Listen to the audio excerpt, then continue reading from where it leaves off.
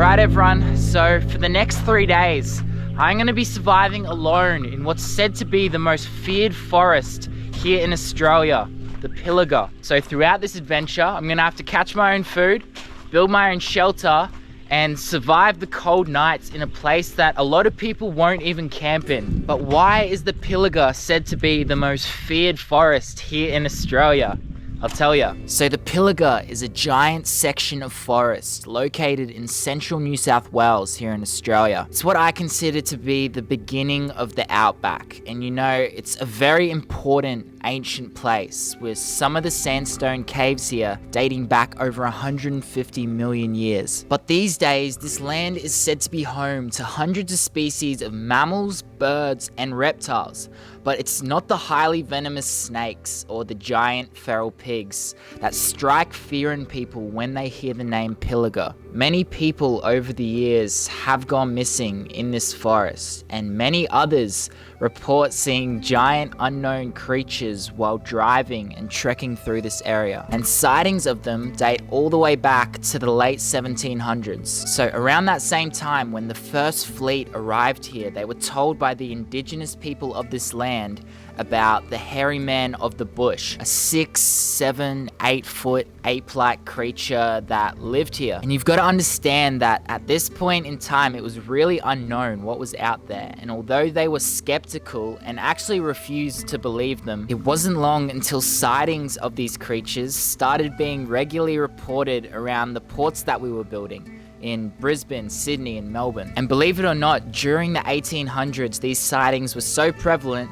that the naturalists of the time were debating whether Australia had its own indigenous primate. And for me personally, after seeing species like orangutans in the wild, it doesn't seem too far-fetched. But coming back to the Pilliga, why are there so many stories from this one section of forest? And why is it a place that people tell you not to go camp alone? Well, luckily for me, I've got access to a private property surrounded by this forest for the next 3 days. And we're gonna try to find out if there's really something in the Pilliga.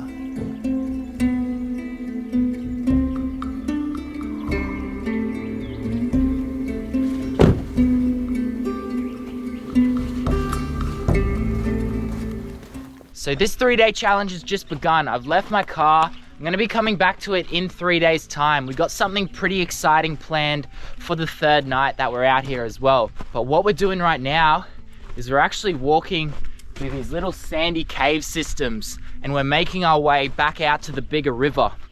Have a go at this.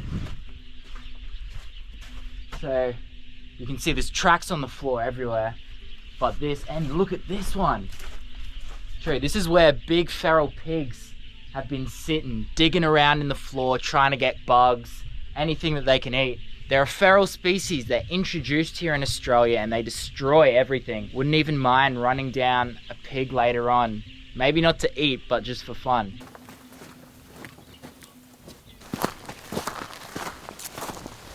Let's go. We made it out to the main creek now.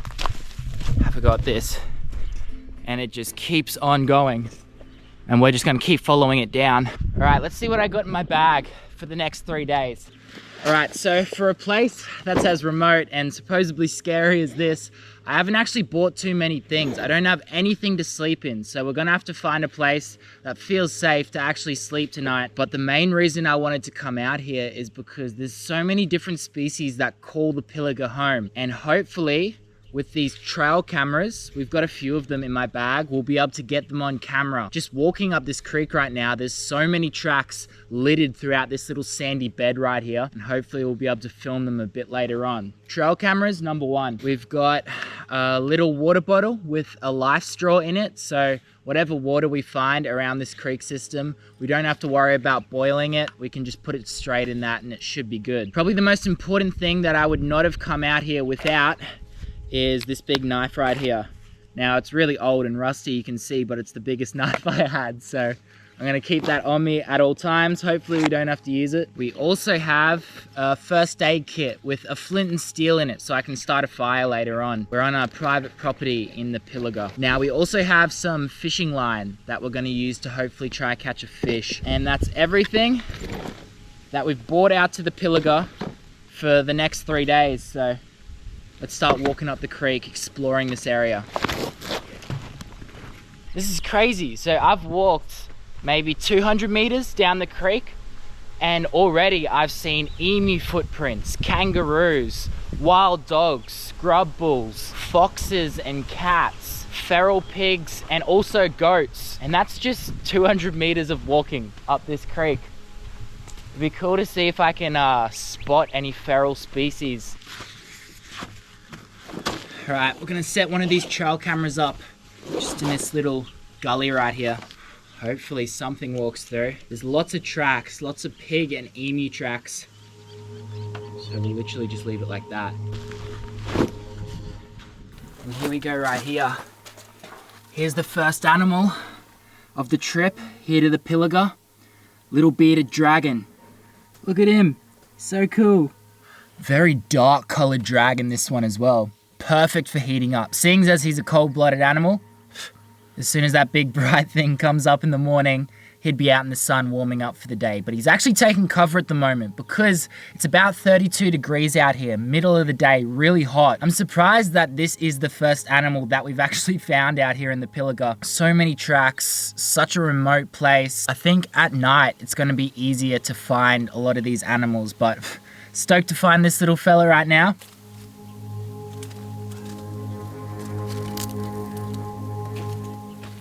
So if you did have to catch yourself food out here in the Pilliga, what animals are there that you could potentially eat if you're in a survival situation?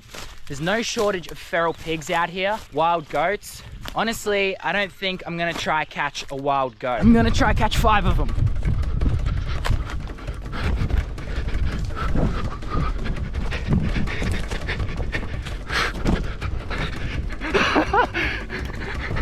Dude, these things are so fast. Are you kidding me? Got so close to him. Wow. Look at all those goats.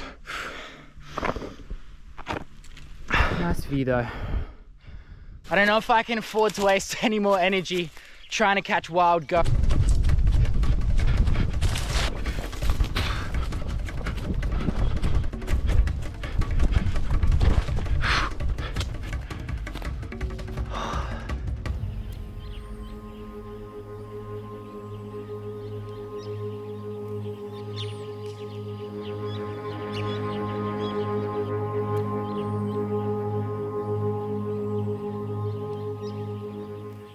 Big wild dog tracks, I believe. That one kind of looks like a cat, but this one right here, you can see the nails in the front. So pretty crazy story about wild dogs is about a year ago, I was camping with some mates and I went to watch the sunrise early one morning in this giant grass field. There's no trees for about 200 or 300 meters.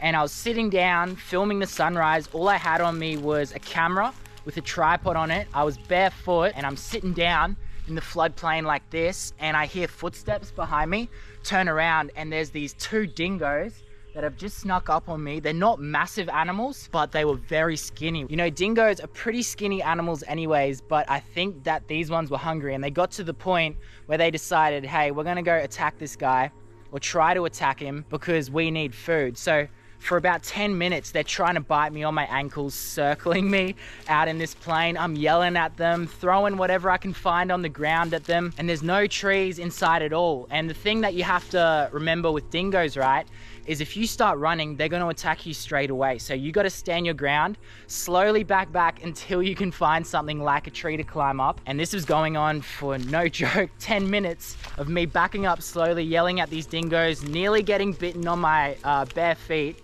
by about this much. And I had an idea to take the tripod off my camera and throw it into the paddock, and they thought it was food or something. And when they were interested in the tripod, I kept backing back until I got up a tree. They circled around the tree for a little bit and then they went off, and I was able to get back to camp, back to my mates. I remember thinking at one point, I'm like, okay, Miller, you're gonna have to kill these 2 dingoes with your bare hands. You're gonna get absolutely torn to shreds, but that's the only way that if these things actually start to attack you, that I'm gonna survive. And that's a pretty crazy mindset to be in. And keep in mind, that was only 2 dogs. So imagine when you find a pack of 10 of them. But I think if a pack of 10 dingoes came out right now, I'd be up there with the koalas. So I spend a lot of my life out in the wilderness in Australia, camping, exploring, by myself. For about 6 months of the year, I'm out camping alone in Australia. And I've been deep into the red sand desert, places where you don't see anyone for days. Way up into Cape York, camping in remote places with crocodiles. And even trekking to places where people haven't been in decades in Tasmania. But out of all of the places that I've been and heard of here in Australia, this is the one that I was most nervous about, and I've been trying to convince my friends to come with me. None of them wanted to after hearing stories about it, so I decided to just go by myself. But it's cool, I love it. I love exploring and feeling out new places in nature. The problem is, it's always a different story after dark when you have no shelter. But hopefully the trail cameras pick up whatever's moving through the area. So that big bright thing up over there will be down soon. And we're gonna be left alone in the Pilliga until the morning. Bit nervous, but excited because this forest that we've been exploring today and get to explore over the next few days, it's been so beautiful. I would like to find a few more animals though. I think one thing that we can focus on tomorrow is trying to track down some of the species that we know are here from the tracks in the sand. But before I do that, I really want to find a place to camp before it gets dark.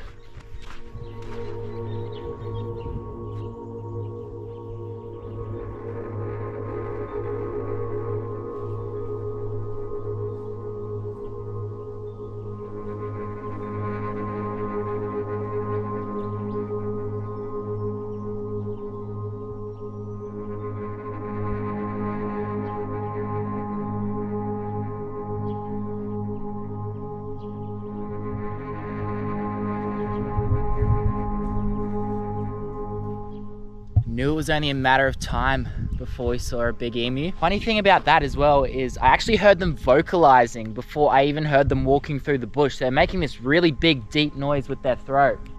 That's pretty cool. They're heading up towards where the trail camera is. We'll need a bit of luck, but if they go up in that little alley, hopefully we'll be able to get some good footage of them.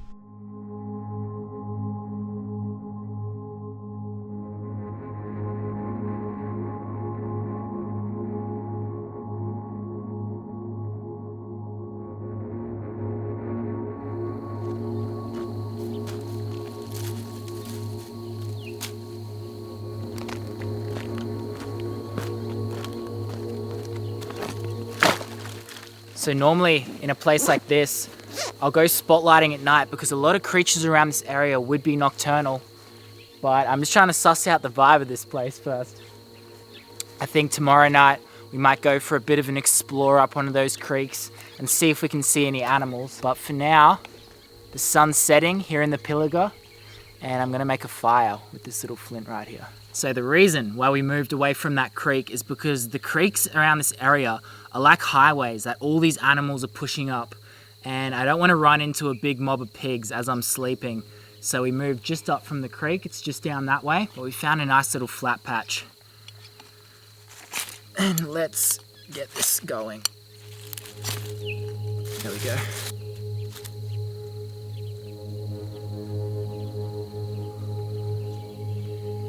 There we go. Be gentle with it. All right.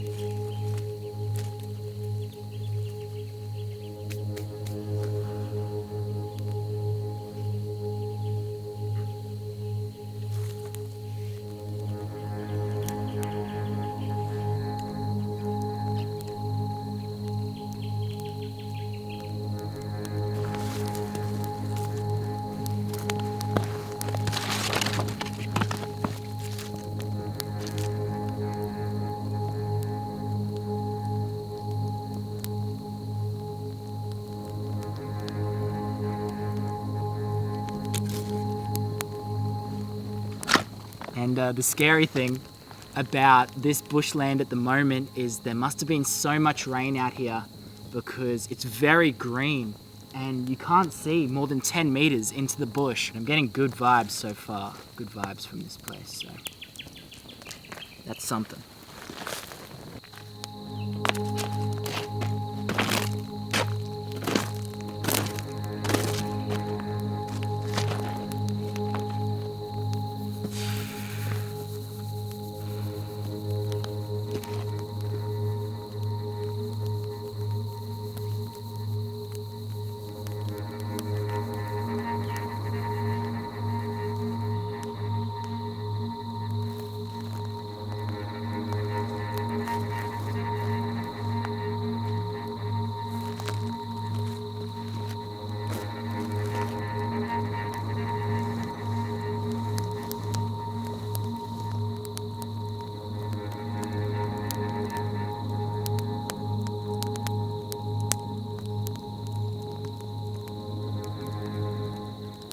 can hear all the cicadas. Still going. When all that goes quiet, that's when you should be scared. That's when there's something around. Day 1 in the Pilliga, complete. We still have to survive tonight. I think we'll be okay. I'm gonna keep my camera on me in case any animals decide to come into camp later on. Wild dogs, as soon as you start going out west, can get pretty inquisitive. I think I'll be fine though. It's full moon, very bright. I've got my fire going, which will scare most of them off. We gotta go catch food tomorrow because I'm so hungry. I would have loved to have been cooking up a fish by the fire tonight or some yabbies or something, but we'll make that tomorrow's mission.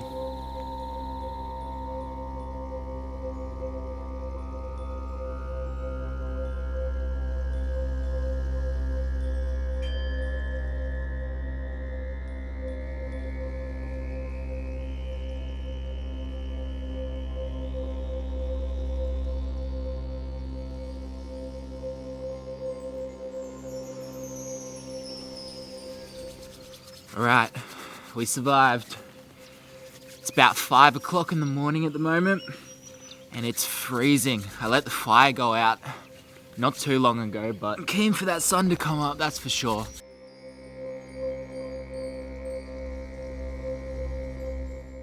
Nothing came into camp last night.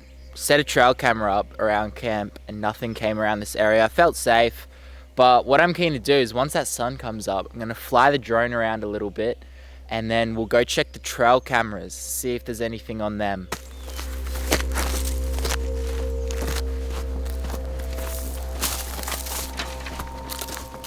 So we're going up to check the trail cams, and this is the way that those 2 emus were running yesterday. So I'm hoping that we got at least one of them on the trail cam. Fresh tracks from that emu heading straight towards the camera.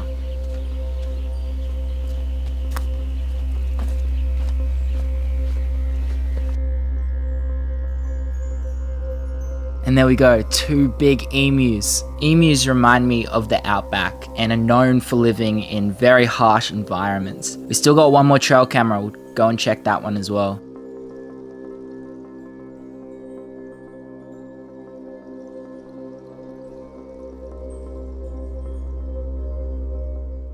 So at night when I'm laying down by the fire thinking, I'm like, all right, tomorrow there is no way I'm walking off into the Pilliga scrub by myself. And then I wake up today and I'm like, all right, let's walk as far as we can into the Pilliga scrub. Let's see what we got. Surely something's come past there. Yeah, look at that.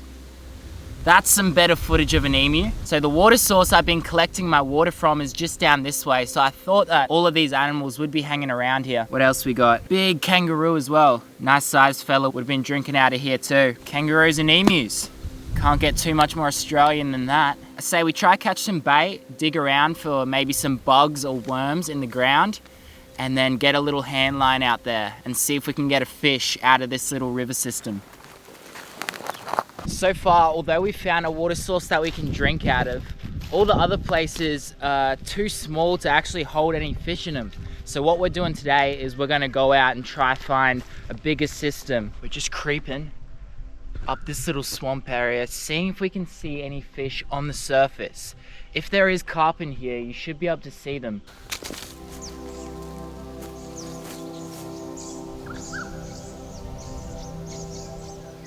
There's a nice little log out there that I've seen a fair few fish cruising around.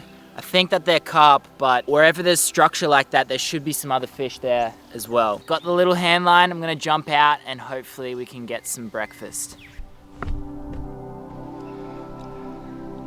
All right, looks like a good snag. This is exciting.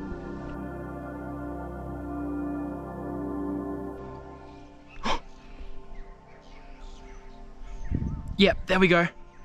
Something's on. It's not big, but we got something. What is this? Tiny carp. Now you can't actually throw these back, but the thing is they taste like mud. That's all right.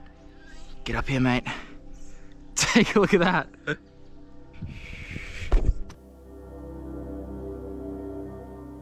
So is there a way to make this fish right here worthwhile eating? There actually is, and it's all about how you prepare it. So you're meant to keep the carp whole like this, make a little fire and put 2 big blocks of mud sitting next to the fire. Once the fire dies down into coals, you cook this fish for about 7 minutes on each side, and after it's done cooking, put the fire out, throw away the carp and eat the blocks of mud. And it's said to taste better than what this fish tastes like. Legally, this is an introduced species, so I can't put it back, and I don't want to waste it.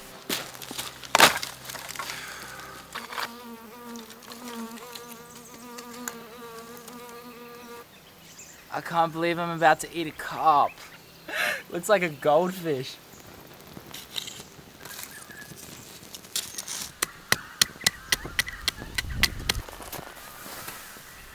Isn't she beautiful? Protein. Now I'm grateful that we caught something. It'll be good to get at least some food in me, a bit more energy for the next couple days filming.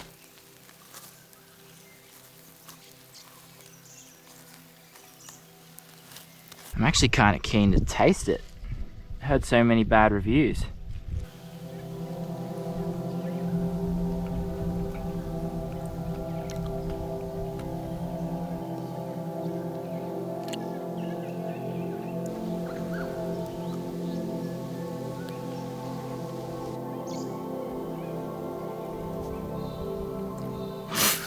That second carp that I caught, I think I'm gonna give that as an offering to the Yowies. They can take that one. Honestly, the amount of eeltail catfish that I've eaten back home over the years, it sort of tastes similar to that. It's not too bad. But then again, the difference between the catfish that I eat back home and this carp is, look at the swamp that this thing's living in.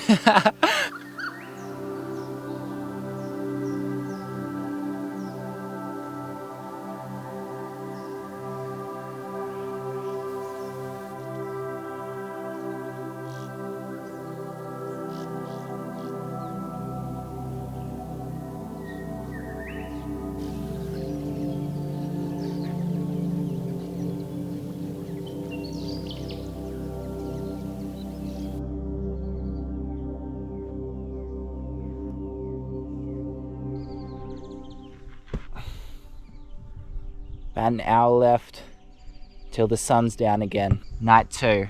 Found a pretty good spot tonight in the middle of this little riverbed.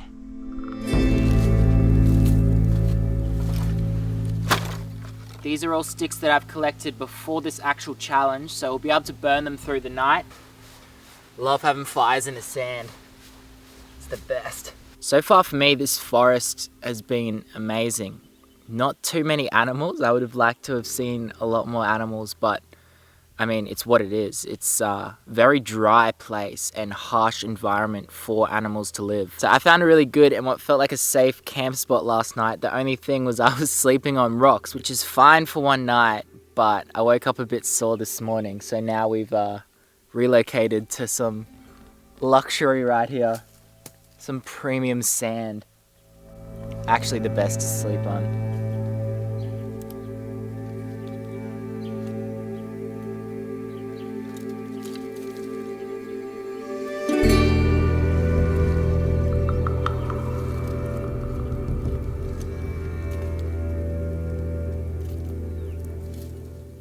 I've got the fire to my right, protecting me from that way. This log on my left, holding it down over here. I got sand underneath me, and I can look out into this dry creek bed that all the animals should be pushing up after dark. Mate, we're sitting in a pretty good place.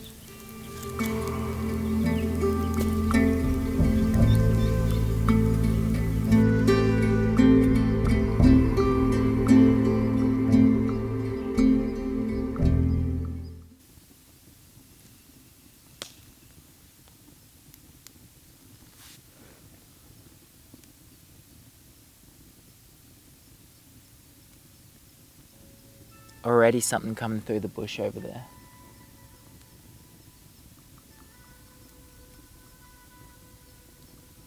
Sounded big, maybe like a big scrub bull. So many tracks of them in the sand earlier. I hope it's a scrub bull.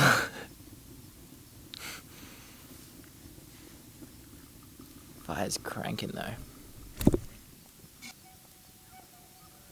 See if we can get it on camera. I changed my mind. I'm not gonna go film it in the bush. If it wants to come and sit down here by the fire, I'm more than happy to cater, as long as it's a scrub bull, even if it's a Sasquatch. We're gonna survive tonight, and tomorrow will be our last day here in the Pilliga. I think you can notice from when I started this challenge to now, the energy levels is crazy. It's just because I barely had anything nutritious to eat for the past few days. And I haven't been loving drinking that water, even though I've been going through a lot of it. I feel like if I keep going through more of it, I'm gonna get sick. Oh well.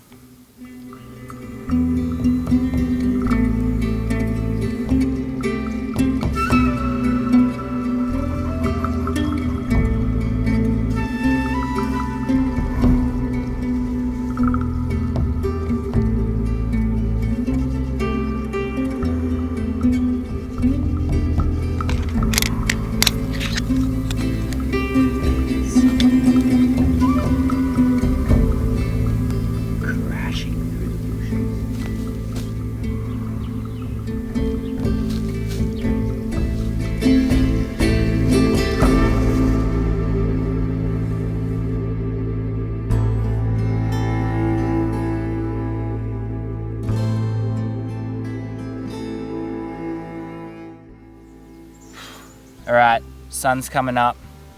Third and final day out here in this forest. Definitely feeling a lot more drained, not too much energy today, which is understandable. Super hot out here. You have to drink so much water to stay hydrated. And on top of that, I haven't really been eating too much, so. But hey, that's all a part of it. I didn't come out here thinking that this was gonna be an easy walk-through challenge. But yeah, definitely dehydrated and hungry and lacking in a bit of motivation this morning. But hey, at least we didn't die. All right, let's go for a walk.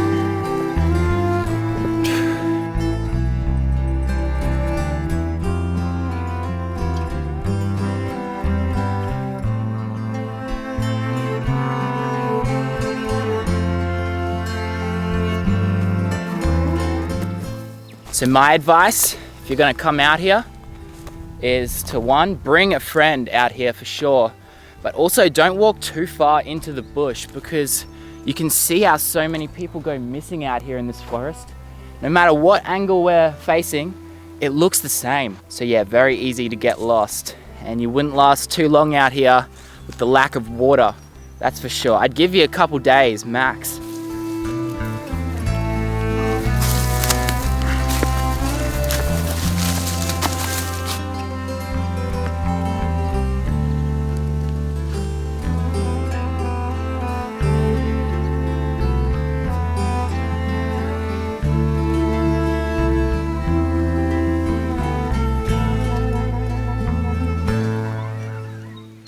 All right, we've done it. We've survived 3 whole days and 2 nights so far in the Pilliga scrub. Now, what I thought I'd do for the 3rd and final night, because I live 8 hours away from here, I have to leave tonight to get back home to edit up this video. However, a lot of the stories about people seeing things, cool creatures and whatnot, happen on the highway that actually leads home. So what I thought I'd do is I'd wait here in the middle of the Pilliga. We are so far out into the forest, and actually drive these dirt tracks out to the highway at night, see if we can spot any creatures, and then start heading home from there. I'm finally getting a little bit closer to the car at the moment after walking so far over the past few days. We're gonna get there, wait for it to get dark, jump in and start cruising back through this forest. Let's see what we can find.